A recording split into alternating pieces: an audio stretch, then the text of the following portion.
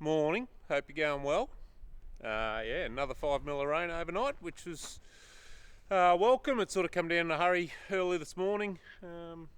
Yeah, before the sun came up, but yeah, all gone now.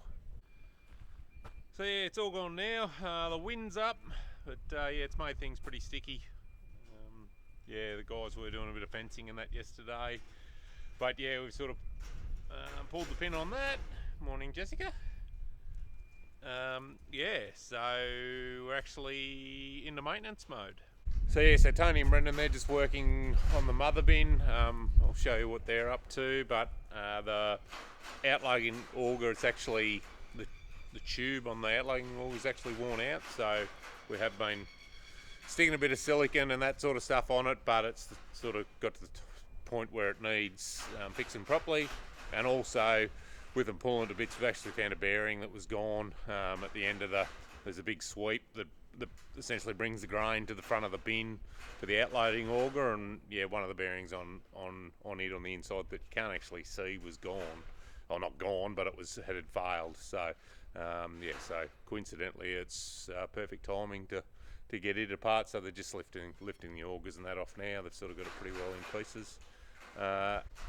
And I'm starting to work on the header. So harvester, or yeah, whatever you want to call it, depending on what part of the world you're in. So the mechanic's been, he's had a look over it.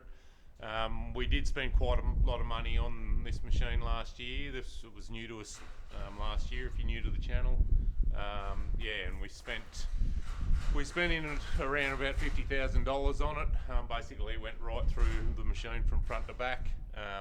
So the mechanic's been, he's had a look at it and pretty happy with it. We don't really need to spend a lot of money on it. Change a few oils, change a few filters, some chains and that sort of stuff, but he's thinking $1,000, so that'll be good. He had the sieves pulled out of the back of it. This is basically where I can stick my head in here and you can sort of see how they work. Yeah, so the material grain falls onto these pans, and these pans just work their way back and forward, and we can adjust how open and closed these are from inside the cupboard depending on what grain we're harvesting. And yeah, it essentially, with them moving backwards and forwards, it just separates the grain from the chaff and the straw, and the grain falls through them and obviously into the box on the header that we then transfer into the trucks and take to town, and the chaff comes out the back here on the ground. So I'm just putting these back in, and then up the front here, if you've been following along from the get-go, we actually had a PDO shaft, which is one of these things here off our little canola pickup. It actually ended up going through the machine. Did a bit of damage on its way through. So what I want to do is I want to pull this what we call a feeder house off at the front here, and I want to have a look in behind here, because I reckon there's a hole here somewhere. We were just getting a lot of chaff and that build up round the front here. So we're going to yeah, we'll get to and we'll pull this off, which probably looks like a bigger job than what it actually is, but I'll get the sieves back in it first, and then I'll drop this little adapter out. This actually goes in. Actually, I can show you. This part goes in here, in the hole here in the front. This is the main front that goes on this machine. Yeah, so it's basically the adapter to pick the front up. If we were windrowing, the machine would go, this windrow, if I can get it out, this front would go straight on the windrower, and then if you're windrowing canola or whatever, it basically just falls out and drops it on the ground. So if you haven't seen any of that, yeah, keep watching, you'll get to see it in time. So yeah, it's a bit sticky outside. They've got more rain forecast next week, so yeah, we're just going to start, and although we're still a couple of months off harvest, we're just going to start and get organised. Big square baler, it needs to go to town for a checkup, and there shouldn't be anything really wrong with it, hopefully. Little round baler, it's yeah, it's the same. We'll just give it a check over and check a few chains and that sort of stuff. But Yeah, while it's wet, it's and we're a bit limited what we can do out on the farm. It's yeah, good to get in and start and tick a few of these jobs off. It is pretty windy and cold outside, so yeah, it's the comfort of inside the shed's a bit appealing at the moment. Morning. Okay, so there's been a few days tick over since I started this one. We've had the weekend and then a couple of extra days. I've been a bit slack. There's been a bit of stuff going on. Actually went away on the weekend racing the motorbike. That didn't come up.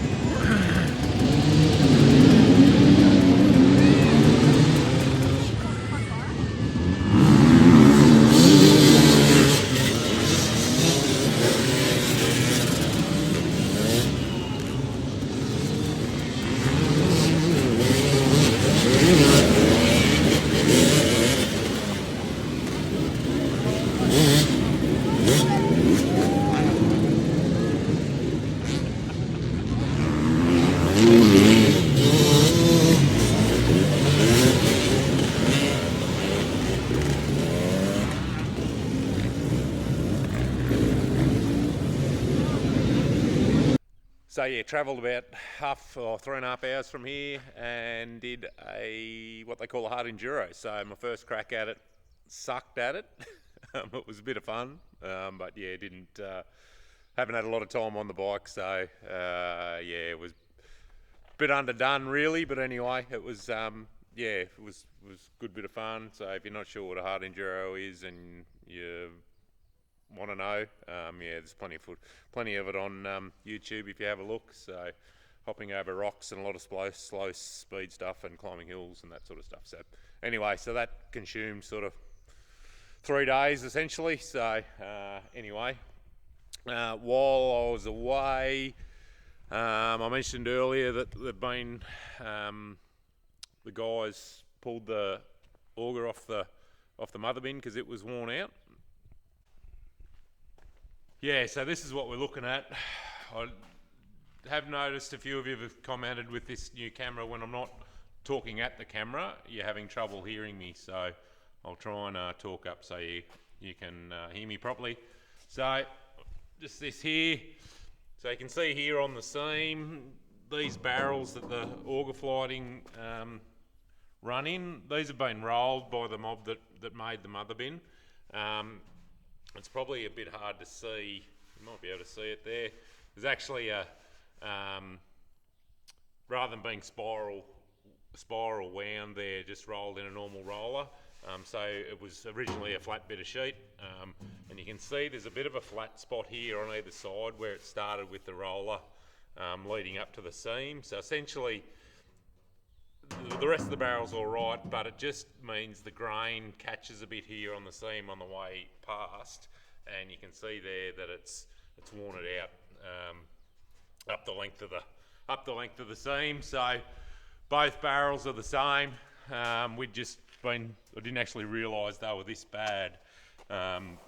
We'd put just been slapping a bit of silicone on it in the paddock just to keep them going, but yeah, we had a neighbour who was harvesting some corn. They borrowed it, borrowed the mother bin, and yeah, they sort of said it had sprung a few leaks. So we just thought, while we're a bit quiet, and the guys pulled it off the other day when it was raining, we just thought we'd take to it. And what I'm going to do is I've got a bit of barrel here that I can't remember what this was for, but it's a similar diameter, and what we're going to do is just cut strips with the plasma about 120 mil wide, and we'll just weld it up that seam. We'll have to grind that seam off a little bit more to get it a bit flatter, but yeah, we'll just weld that. Essentially just weld a strip up there to patch it up. While we've got it out, we've got new bearings put in. Tony's already done that one. The seal on the bottom of the gearbox is leaking, so we've got a new seal in town. Hopefully we had to order one in, but that was cool. That was fine. And then yeah, over on the bin itself, the floor sweep auger that drags the grain to the front of the bin. There was actually it's actually worked out all right because there was a bearing on there that had started to fail. So yeah, that'll we changed a couple of them out. So, and then yeah, new bearing in the middle here. So, and then what I'm going to do, these leading edges of the augers are starting to wear a bit. So what I reckon I'll do is I'll just, whether it's the first sort of 300 or 400 or 300 mils, probably enough of the auger. We'll just yeah, I'm just gonna weld a bit of bar or a bit of flat or something there, just to prolong that leading edge a little bit on the auger. So that's the mother bin update. They are talking a bit of rain tomorrow.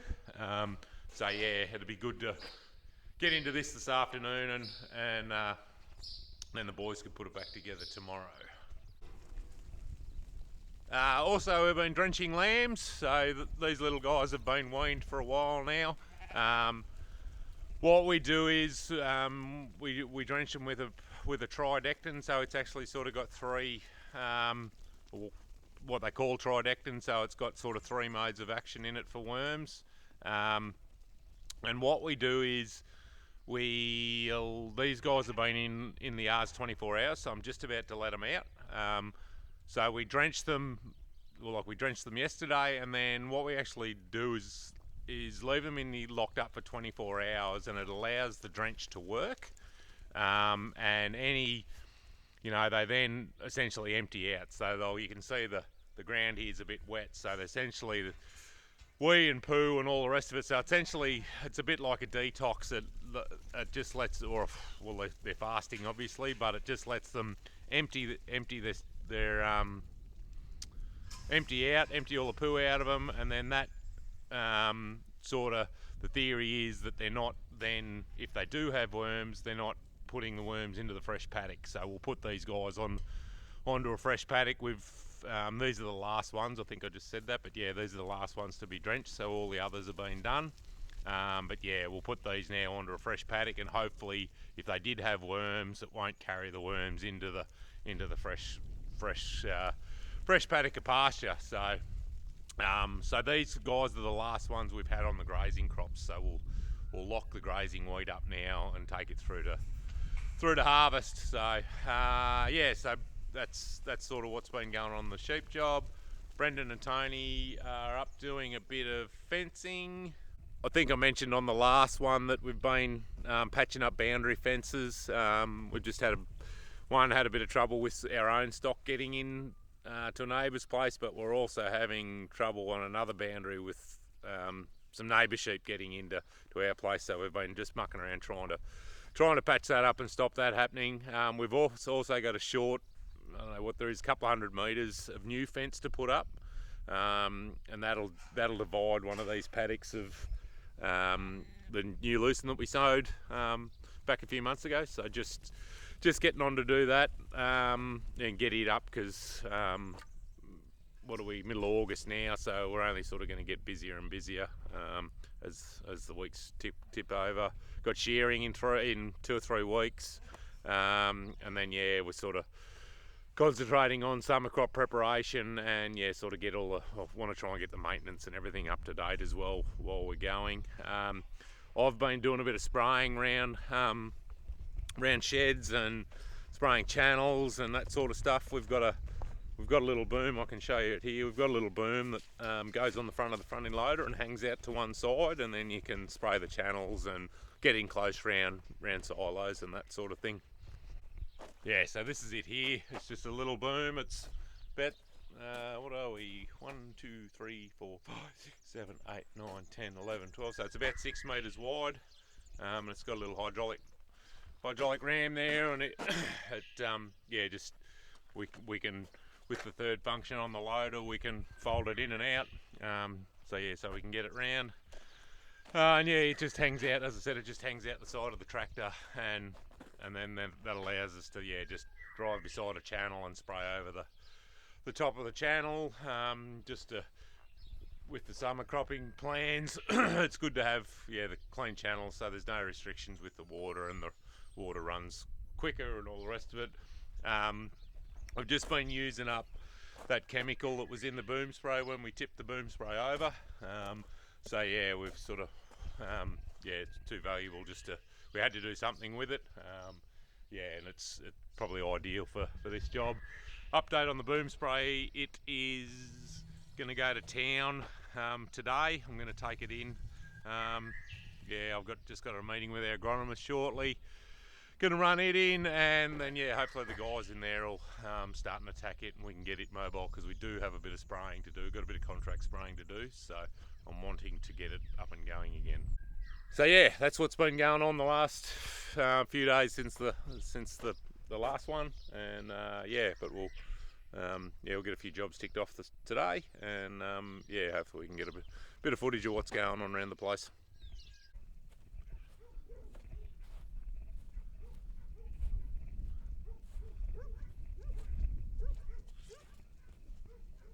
Sit down, sit!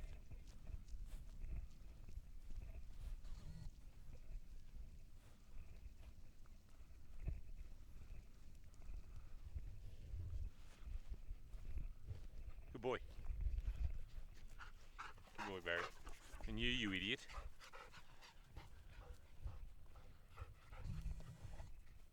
Sit down.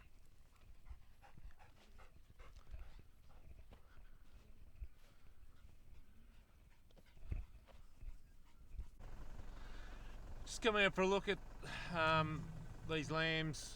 The guys drenched them last week on Friday when I was heading off on the motorbike, and then we've put them onto this paddock feed. So look, they've got lucerne and clover here, and there's a bit of ryegrass and a bit of other rubbish in that here as well, but huge amount of feed here for them. So we've actually, just talking to our stock agent this morning, we've actually taken out a contract to sell these direct over the hooks to abattoirs for $5.20 a kilo. Yeah, so that's end of hopefully last week of September is the plan. So yeah, and we've got a couple of hundred booked in.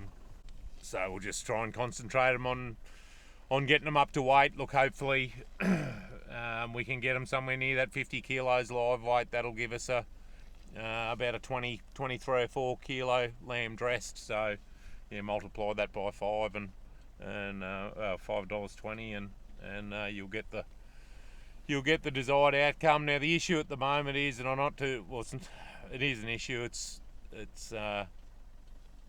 just part and parcel of what's going on in the meat industry at the moment. Skins aren't worth anything. So, you know, in the past, if you had a good skin, you could be getting $10, $12, $15 a skin maybe. Whereas now we're actually getting docked because there is no skin value. So they're now charging us to dispose of the skins, which, yeah, I won't say what I was going to say. They should. I'm not too sure how they can do it, but anyway, it's just we're part of being a price taker, unfortunately. So this sort of is whisper. Well, there has been, much as sort of $2.50 a skin for them to dispose of the skins. So yeah. Anyway, it's just part and parcel of it. But yeah, look, these guys shouldn't go hungry anytime soon. So they're all pretty content at the moment. And yeah, with the way the weather is, warm weather and that sort of stuff, they should really kick on now. Yeah, which is nice.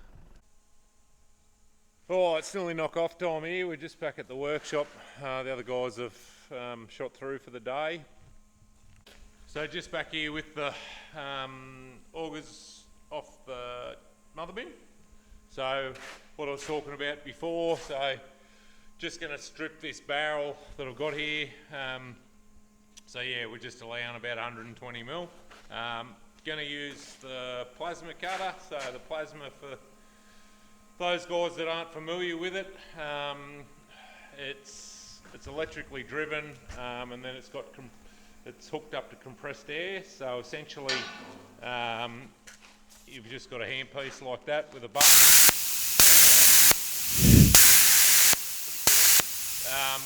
Yeah, so you've got an earth lead, a bit like same as what you would with a welder, and essentially, touching that's copper, that tip. If it'll focus, come on, baby. No, it's not gonna. Anyway, So yeah, you've essentially putting the arc together and then using the compressed air to essentially blow the metal away. So it's just another way to cut metal essentially. They do use these things, like the bigger ones go up to, we'll cut 40-50 mil thick plate. And they've got them set up on, automation, say CNC, where they're hooked to a computer and a robot essentially, and they'll cut shapes and that sort of stuff. But yeah, like the freehand stuff, that's obviously all we're doing here with this one. So I just use a little bit of 25 mil box section as a straight edge, and it just runs along there. I've sort of just given that a light rub with the flap disc just to take a bit of the scale off it, so hopefully it'll work a bit better. But we'll do a bit of test run, see how it goes. Alright, quick look at it. I won't bore you with me there cutting a whole lot of it. So it's pretty clean sort of cut. You do get a little bit of slag, or what we call slag, comes through on the back side of it. But yeah, it'll sort of chip off with a chipping hammer, and we can give it a touch up with a grinder, and it'll be pretty good to weld straight onto that barrel then. So I've got that cut off. That's the edge you're sort of left with once it's been through. Camera's having a battle focusing. So it is, when it's working well, it is pretty clean. So that's what we're going to try and do, is just cut a strip like that, and just I'll have to grind that seam off a bit more, and we might have to do a bit of panel beating, but it's not 100% quite the right profile, but we'll get it there all right. But one thing you don't with the plasma, you don't get it doesn't generate heat like if you were cutting it with a grinder or with an oxy torch. So, but you can see there's not a lot of burr there. Like, the cleanup is really good. And one thing I didn't say is it's really good for cutting aluminium and stainless steel. So when I've got to do a lot of like cutting sheet and that sort of stuff, I use the plasma. So that was probably one of the main reasons I bought it originally. So anyway, but it works well. It's one of those, again, we've got all the gear here, and it doesn't sort of get used very often, but it's bloody handy when you do need to do jobs like this. Alright, that might do. It's a bit all over the shop, this one, with me being away this weekend and that sort of stuff, but we'll get back into it now and get these augers sorted out tomorrow, or on the next one, and we'll just keep rocking along. Plenty to do. Just caught up with the aggro today, just with agronomists today, with looking at what we're up to with the summer crop. So just starting to get all that sort of stuff planned in place, seed ordered and that sort of stuff. So just running through with our guys, with Tony and Brendan today. Because we're going to have so much going on come October through to December with the contracting and summer crop and harvest. We're sort of really trying now sit down and concentrate on what we're actually doing, and as far as planning and that sort of stuff, and whether we have like a weekly meeting and sit down on the whiteboard and put everything up so everyone knows what's going on, and everyone's on the same sort of page with what's got to be done and what and where. So so there'll be plenty to look at the next in the coming videos anyway. So all right, we'll catch you on the next one. Ta-da.